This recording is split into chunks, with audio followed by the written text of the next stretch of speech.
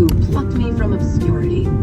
I stared at Dina's brown eyes, framed by those ridiculously large lashes that make her resemble a Disney forest animal. And I wonder, what is it like?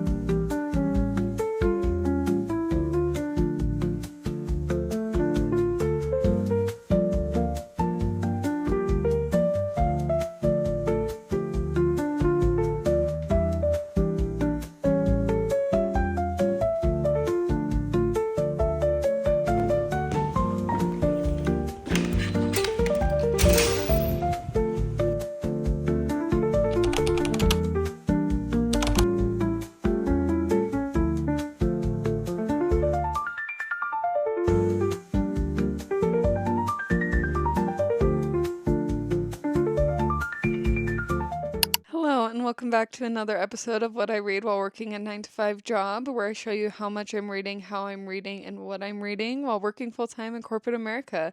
I work in marketing. This is episode 3. Thanks so much for being here. It is currently the weekend. It's Saturday evening at about 6:30 p.m. I actually just woke up from a nap. We didn't sleep great last night. Went to bed really late. We actually saw Sinners last night. Let me tell you, that was a wild experience, especially for someone who doesn't do well with gore, but loved the movie. The person in question is me. And then this morning we got up to help a friend move, so I just was very tired and in need of a nap, but we'll see how that affects my sleeping tonight. I want to do some reading. I just washed my hair and showered. The skincare's on. I'm ready to just read until I fall asleep again. That's my current state, my current plan for the night. Let me update you about what I'm currently reading. Physically, I am reading Catabasis by R.F. Kuang. I'm filming a whole separate video vlogging that experience. Audiobook, I'm reading Warrior Girl Unearthed, and they're actually shipping me a copy now. This is a sponsored video I am filming on TikTok. And then thirdly, I'm reading Yellowface by R.F. Kuang with my husband McCoy. We carpool to work a lot of the time now, and we're listening to Yellowface together when we're in the car together. I'm actually reading 2 R.F. Kuang books.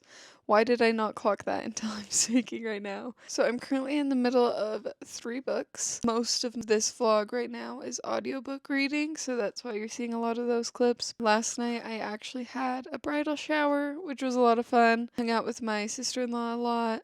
Caught up about our feelings of how to end a love story, because she's the one that I read that with. I actually got her that book at one point because I wanted to buddy read it with her, so it was fun to read that together. After the bridal shower, I went and watched Sinners with her and my brother-in-law and my husband, obviously. And holy shit, Sinners. Can we talk about that for a sec? I don't even know how to begin to tackle the themes and everything. I've been consuming so much analysis content, symbolism, parallels, and all of that on TikTok, and my mind is just blown. I think I'm going to be thinking about that movie forevermore. Obviously, Michael B. Jordan slays so hard in that movie. He plays twins and acts as both of them, and insane. Honestly, give him the Oscar right now. Now I'm kind of craving that dark, gothic, historical kind of book.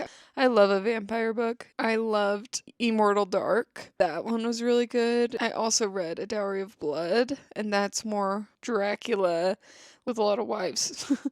So I want to dive into some of these books I've been seeing on TikTok about this particular niche. Damn, that soundtrack, insane. I think just in general, when I consume really good media, whether it be movies, TV shows, music, it all really inspires me to read, think about the media I'm consuming more critically, and learn more about that particular niche. And I love a gothic dark story, so now I'm kind of craving that. Talk soon. Thanks so much for being here. Welcome to episode 3. Let's get reading.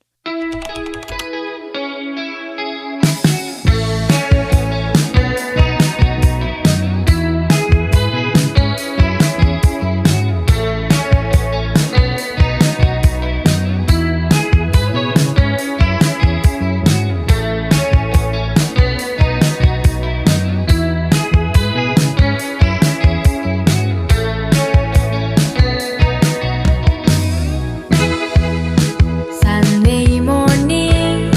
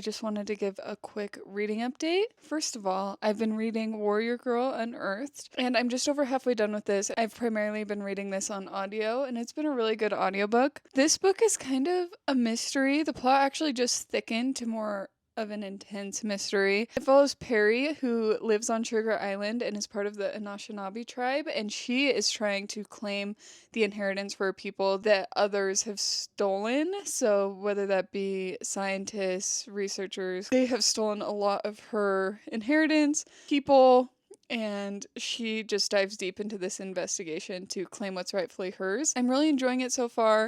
It has that twin dynamic that is always so interesting to read as they are coming into their own and discovering what differentiates herself from others. And then we have Yellowface by R.F. Kuang. This, of course, is a very well-known book about a white woman who steals the manuscript of her dead friend, and it begins this whole conspiracy. She claims the work is her own, and she begins publishing and becomes super successful of this manuscript that is not hers. Her manuscript deals a lot with the Chinese labor corps, so this white woman telling the story grapples with who has the right to tell whose story. The privilege and entitlement of white people, especially this white woman, is insufferable to listen to. We're reading the audiobook of this one because me and McCoy carpool to work now. That's what we've been listening to while we're in the car together, and this narrator is insufferable, so she's doing her job well. I'm just really curious to see where this goes, because I think we're about 25% done with this book, and I am just on the edge of my seat about where this plot is going to take us, because I'm along for the ride. R.F. Kuang, the range this woman has. I'm reading Catabasis as well right now, so I'm reading two R.F. Kuangs, and they're very different. She is so witty, so thoughtful, so intelligent. She's got to be one of my favorite authors. Those are the two books that I'm currently reading outside of Catabasis, making progress on both of them, really enjoying both of them. I feel like I'm getting back into my reading swing of things. I'm going to get to work now, and I'll update you later. It's very gloomy out. It's very vibey. I'm really enjoying myself. Yeah, there's my update. Yeah, I can hear you.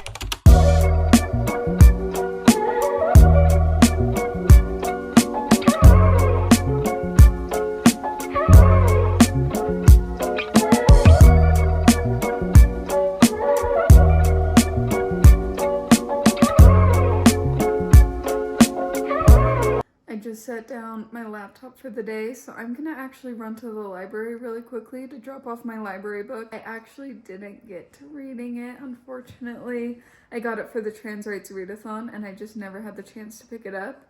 I've already extended the hold once, and I just can't keep it. So I'm gonna go drop it off at the library. Hopefully I'll be able to get to it soon. It's high on my list. I don't own it. So it does pay me to drop it back off at the library, but I can't keep it any longer. Someone else needs the chance. So let's go drop it off, and then I'm gonna come home and I'm gonna cook dinner. That's the plan for the night.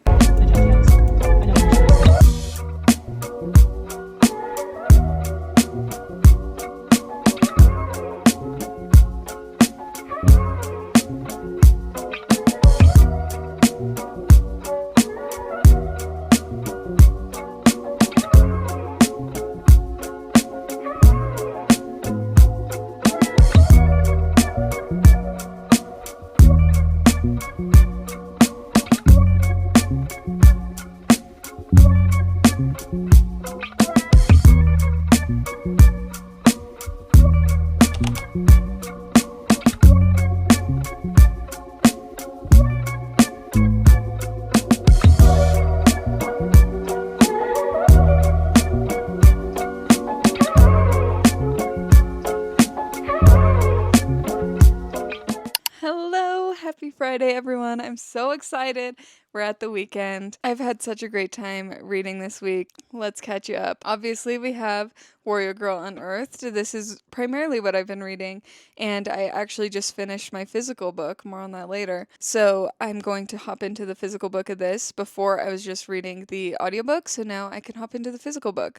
I actually think that the ebook was available on Libby, so I might read on my Kindle as well. We shall see. I forgot to mention that this received the American Indian Library Association Youth Literature Award, and I think it's a really important book. Just learning a lot about a topic that is super important and relevant that I just haven't dove into fully. And so that has been a super fulfilling, super rewarding experience. Not only is it important, it's also very engaging, very plot driven. And then we have Yellowface by R.F. Kuang. I'm listening to the audiobook of this one, and this woman can do no wrong. Her writing is just on another level. She's on a different plane, on a different playing field. She's playing chess. We're all playing checkers. And I think what made me realize this so much this week is I just recently finished R.F. Kuang's Catabasis, which is an arc that has not yet released. And I was reading that at the same time as I was listening to Yellowface. And just, it made me so aware of her range and her capabilities, her talent as a writer. I'm just in awe because in this book we have an insufferable main character and we're in her head 24/7. She's writing the malicious, manipulative, insufferable white woman in this book and doing it so phenomenally. And then on the other hand, we have Catabasis, which is fantasy set at Cambridge that is like dark academia to comparable to Babel. Like, the fact that both came out of the same brain.